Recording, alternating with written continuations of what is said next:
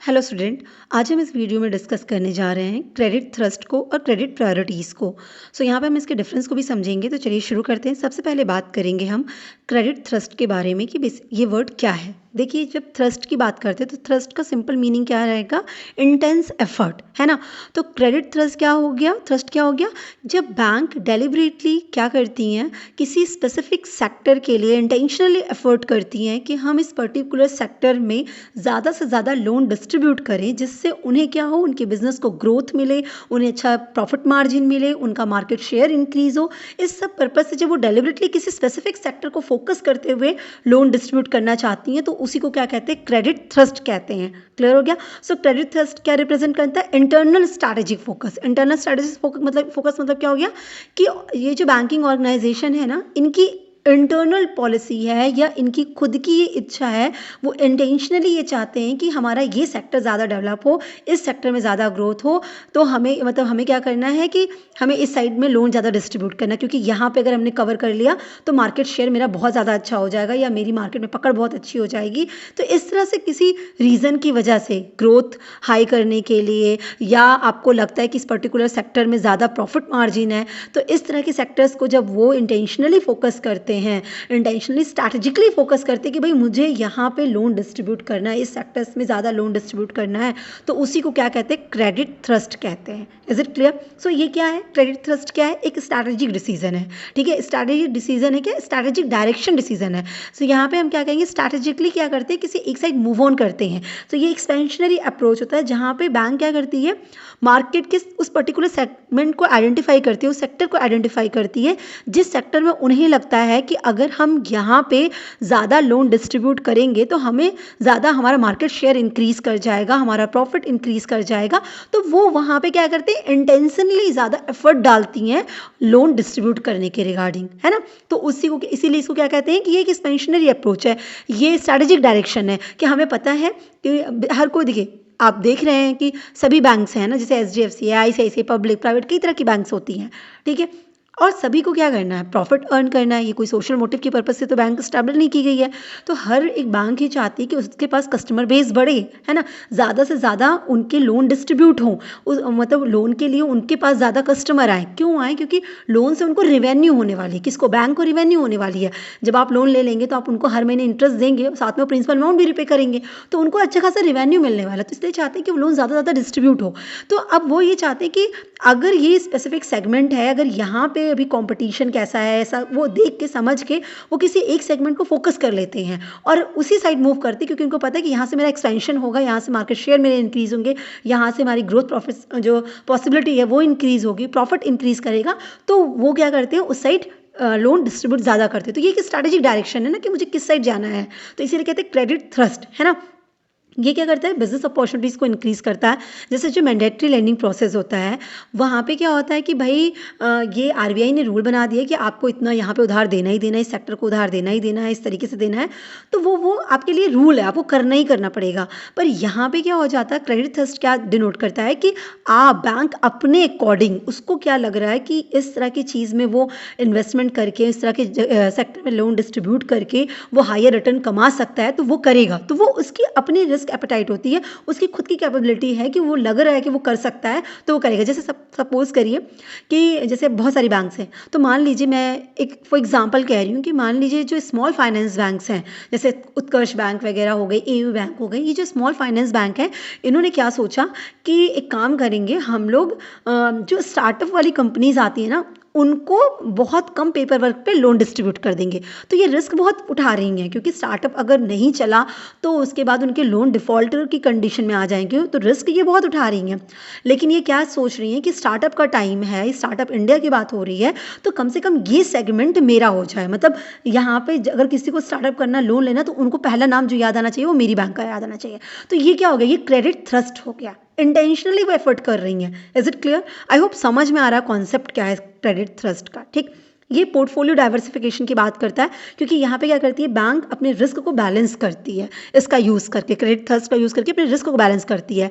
जैसे एक एग्जांपल से समझिए कि अगर जो कॉर्पोरेट है मान लीजिए, ठीक है, कॉर्पोरेट सेक्टर इस टाइम पे अच्छा परफॉर्म नहीं कर रहा, सपोज करिए कॉर्पोरेट सेक्टर में जो भी लोन वगैरह या मार्केट अच्छा नहीं चल रहा था, तो कॉर्पोरेट सेक्टर का परफॉर्मेंस अच्छी नहीं जा रही है। तो ऐसे सिचुएशन में आपकी जो बैंक होगी उसका क्रेडिट थ्रस्ट मूव कर जाता है कि भाई हम एक काम करते हैं, नॉर्मल पब्लिक को फोकस करते हैं, होम लोन, ऑटो लोन, मतलब जो कार लोन वगैरह पर्सनल लोन है इस पे फोकस कर लेते हैं। तो उनकी क्रेडिट थ्रस्ट क्या हो जाएगी, वो रिटेल लोन हो जाएगी।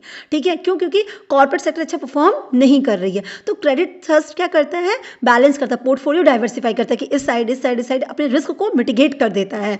कि अब पता है कि कॉर्पोरेट में जो भी लोन गए हैं वहाँ पे रिस्क बढ़ चुका है, क्योंकि कॉर्पोरेट वर्ल्ड अच्छा परफॉर्म नहीं कर रहा, तो वहाँ पे लोन डिफॉल्ट होने की चांसेस बढ़ चुकी हैं। तो क्यों ना हम सेफ एंड साइड ऐसी जगह पे भी ज़्यादा लोन डिस्ट्रीब्यूट करने की कोशिश करें जहाँ पे हमको सेफ हो, जहाँ पे ये स्लो डाउन कंडीशन ना आई हो। तो हमने रिटेल लोन पकड़ लिया, तो हमने कहीं ना कहीं रिस्क को मिटिगेट करने की कोशिश की। तो क्रेडिट थ्रस्ट क्या करता है, पोर्टफोलियो डाइवर्सिफिकेशन करता है। इसके अलावा ये टेक्नोलॉजिकल इंटीग्रेशन की बात करता है, क्योंकि देखिए जो मॉडर्न क्रेडिट थ्रस्ट है ना, वो बेसिकली फोकस किस पे कर रहा है, डिजिटल चीज़ पे कर रहा है। वो ये जान रहा है कि अभी जो आने वाला एरा है वो पूरा डिजिटल एरा है। ठीक है, एआई का टाइमिंग है ना, आप ही देख रहे हैं कितने टाइप के एआईज लॉन्च किए गए हैं। तो वो ये सोच रहे हैं कि भाई हमारा जो उनका जो क्रेडिट थ्रस्ट होना चाहिए वो किस पे होना चाहिए, डिजिटल लैंडिंग पे होना चाहिए, कि ज़्यादा से ज़्यादा डिजिटल जो प्लेटफॉर्म्स हैं उनको हम लोन डिस्ट्रीब्यूट कर पाएँ, जो ऑनलाइन वर्क कर रहे हैं उनको लोन डिस्ट्रीब्यूट कर पाएँ, जिससे कि इस मार्केट में हमारी पकड़ अच्छी हो जाए और बहुत ज़्यादा इसके कस्टमर हमारे हो जाए। अब आप खुद ही देखिए कि यूट्यूब ही कितना बड़ा डिजिटल मार्केट बन चुका है, जहाँ पे बहुत सारे लोग काम कर रहे हैं और काम करते हुए डिजिटली काम कर रहे हैं और अच्छा परफॉर्म कर रहे हैं। तो अब अगर इन्हें लोन चाहिए, इन्हें कोई वर्क चाहिए, तो इसके लिए अगर वो बैंक्स क्या कर रही हैं, फोकस कर रही हैं कि इस तरह के जो डिजिटल वर्क करते हैं उनको हम इस स्पेसिफिक लोन प्रोवाइड करेंगे, या ऐसे प्रोवाइड करेंगे, इस पे प्रोवाइड करेंगे। तो वो क्या हो गया, उनका क्रेडिट थ्रस्ट हो गया बैंक का, कि वो इस सेक्टर को पकड़ना चाह रही हैं। Is it clear? जैसे एग्जांपल के लिए 2026 की अगर हम बात करें, तो इट माइट बी कि बैंकों का जो क्रेडिट थ्रस्ट हो वो क्या हो, रिन्यूएबल एनर्जी हो। क्यों? क्योंकि आपको पता है सस्टेनेबिलिटी की बात हो रही है, एसडीजी की बात हो रही है, सस्टेनेबल डेवलपमेंट गोल, एसडीजी है ना। तो इसकी बात हो रही है जहाँ पे बोला जा रहा है कि हमारी इंडिया 2030 तक एसडीजी के सारे गोल्स को अचीव कर लेगी। 17 गोल्स होते हैं। तो वहाँ पे ये है कि भाई हम कार्बन प्रोडक्शन को रिड्यूस करना है, राइट। सो वो किस पे फोकस किया जाएगा, रिन्यूएबल एनर्जी सोर्सेज पे फोकस किया जाएगा, है ना। तो ज़्यादा से ज़्यादा सोलर वगैरह हो गए, विंड एनर्जी हो गई, जो आपकी ईवी कार आ गई, तो इन सब चीज़ों पे फोकस किया जा रहा है। तो वो भी क्या चाहे कि बैंक के हम इस एरिया पे ज़्यादा इन्वेस्टमेंट करें, इस साइड के सेक्टर पे ज़्यादा लोन डिस्ट्रीब्यूट करें। तो ये क्या हो गया, हमारा क्रेडिट थ्रस्ट हो गया। मोटा मोटी आप ये समझिए कि क्रेडिट थ्रस्ट में क्या हो जाता है कि बैंक की बैंकिंग ऑर्गेनाइजेशन की खुद की इंटेंशन, खुद वो डिसाइड कर रहे हैं कि उनको किस सेक्टर पे जाना है, जहाँ से उनको प्रॉफिट होगा, उनकी ऑर्गेनाइजेशन की ग्रोथ अच्छी होगी, उनके मार्केट शेयर इंक्रीज करेंगे, वो किस साइड को किस सेक्टर को, किस सेगमेंट को फोकस करना चाहते हैं, वो उनका इंटेंशन होगा। ठीक है, दैट इज क्रेडिट थ्रस्ट, है ना, इंटेंशनल एफर्ट कि हम इस तरफ लोन बांटेंगे ज़्यादा। ठीक, अब बात करेंगे किसकी, क्रेडिट प्रायोरिटीज़ की। अब क्रेडिट प्रायोरिटीज़ क्या होता है, सो बेसिकली ये भी क्या है, ये इसमें हम क्या कहते हैं कि बैंक प्रायोरिटीज़ है ना, तो बैंक क्या करती है, कुछ स्पेसिफिक सेक्टर्स को, कुछ स्पेसिफिक बोरोवर्स को प्रेफरेंस देती है कि आपको लोन हम डिस्ट्रीब्यूट करेंगे। ऐसा वो क्यों करती है, क्योंकि ऐसा हमारी आरबीआई की मैंडेटरी गाइडलाइंस होती है कि हमें सोशल डेवलपमेंट है, हमारी इकॉनमी को डेवलप कराना है ना, या रिस्क रिटर्न का कंसिडरेशन हो सकता है। सो बेसिकली वो क्या करती है कि आरबीआई की वजह से, उनकी मैंडेट की वजह से, उनकी गाइडलाइंस की वजह से, उनकी कंपल्शन की वजह से उनका क्या हो जाता है, कुछ स्पेसिफिक सेक्टर्स को प्रेफरेंस देना पड़ता है उन्हें कि हमें इस सेक्टर्स को सबसे पहले लोन डिस्ट्रीब्यूट करना है, राइट, उनको सबसे ज़्यादा लोन डिस्ट्रीब्यूट करना है। सो क्रेडिट प्रायोरिटी क्या रेफर करता है, रेगुलेटरी मैंडेट्स को। ये क्या हो गया, एक्सटर्नली इम्पोज्ड है। क्रेडिट थ्रस्ट क्या था, इंटरनल था ना, इंटरनल स्ट्रैटेजिक मूवमेंट था, वो इंटेंशनल एफर्ट था, इंटरनल एफर्ट था। ये एक्सटर्नली इम्पोज किया जा रहा है, किसके थ्रू, आरबीआई के थ्रू, कि आपको इस पर्टिकुलर सेक्टर में, इस पर्टिकुलर एरिया में आपको लोन ज़्यादा डिस्ट्रीब्यूट करना है।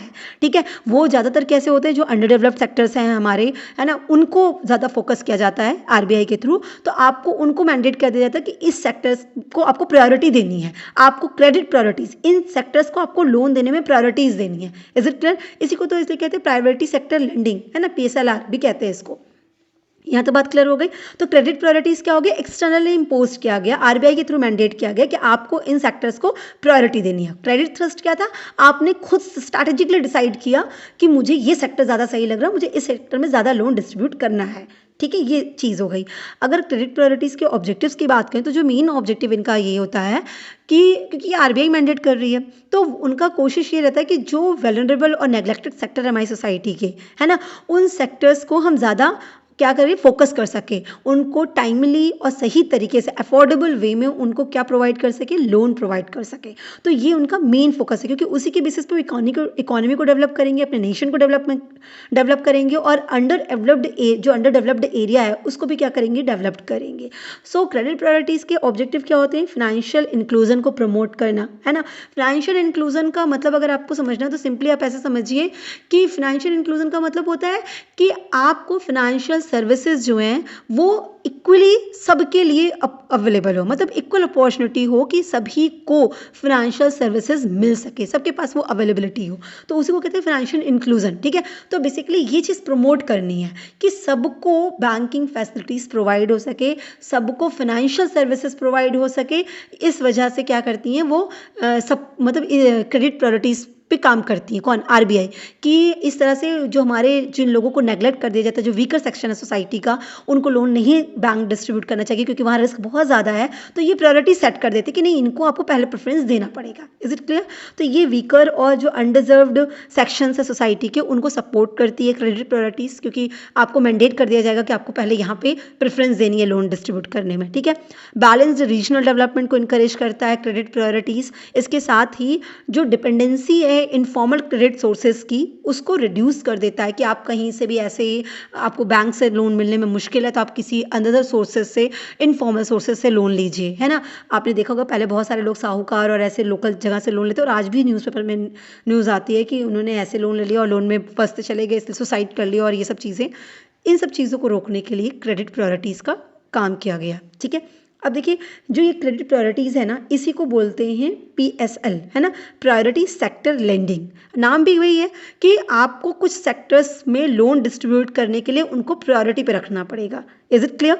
सो आरबीआई की गाइडलाइंस के अकॉर्डिंग बैंकों को कुछ स्पेसिफिक परसेंटेज अपने लोन का डिसाइड कर दिया जाता है, टिपिकली 40% हम कह रहे हैं, मतलब कुछ फिक्स परसेंटेज ये आरबीआई डिसाइड कर देती है उनकी गाइडलाइंस के अकॉर्डिंग कि आपको इन प्रायोरिटी सेक्टर्स में ही लोन डिस्ट्रीब्यूट करना है। ठीक है, तो अब ये जो मैंडेटेड सोर्स होते हैं वो कौन से होते हैं, तो अगर 2026 की बात करें तो देखिए जो एग्रीकल्चर सेक्टर है ये मैंडेट सेक्टर है, ये प्रायोरिटी सेक्टर्स में आ जाते हैं, जहाँ पे आपको स्मॉल जो मार्जिनल फार्मर्स है, जो एग्री फार्मर्स हैं, इनको लोन डिस्ट्रीब्यूट करने पे प्रायोरिटी देनी है। एमएसएमईज को लोन देने में प्रायोरिटीज़ रखनी है आपको, है ना। एजुकेशन और हाउसिंग लोन में आपको प्रायोरिटी रखनी है। सोशल इंफ्रास्ट्रक्चर के लिए लोन आपको डिस्ट्रीब्यूट करना है, वो प्रायोरिटीज सेक्टर्स में आ जाते हैं।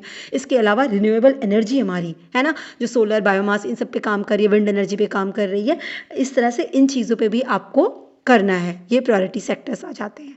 तो ये हमारे क्या हो गया, क्रेडिट थ्रस्ट और क्रेडिट प्रायोरिटीज़। एक बार ना इनको हम डिफ्रेंशिएट करके देख लेते हैं। देखिए क्रेडिट थ्रस्ट और क्रेडिट प्रायोरिटीज़ क्या होते हैं। अगर मैं नेचर की बात करूं तो ये क्या इंटरनल बिजनेस स्ट्रैटेजी है, कौन, क्रेडिट थ्रस्ट, है ना।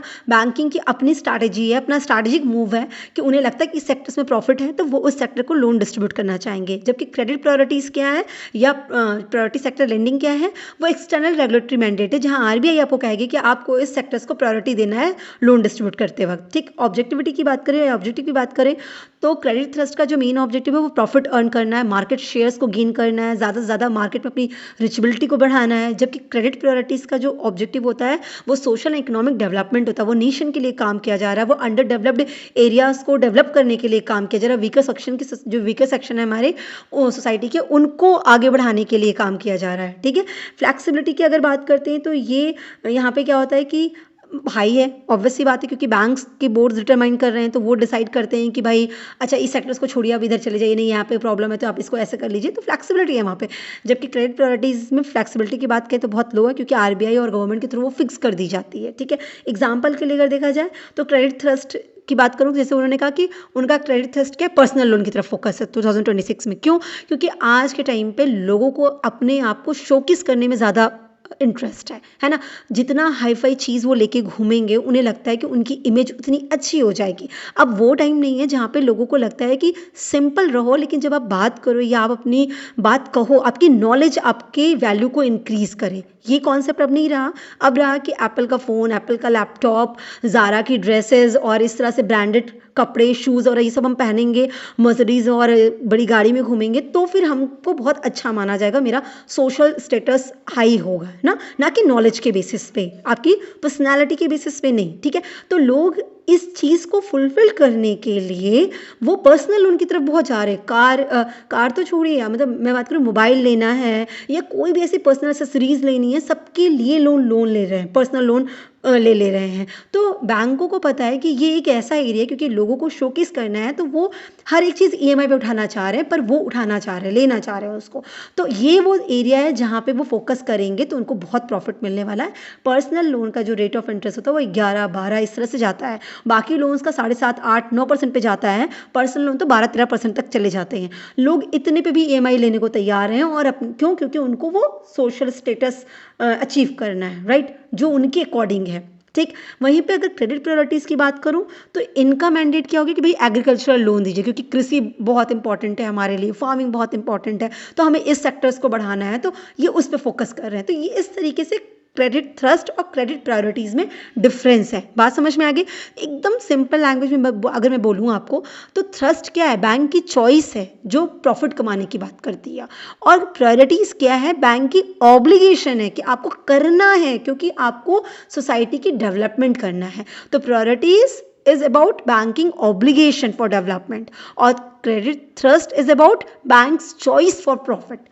Is it clear? So I hope आपको clear होगा. Wish you all the best. Thank you so much.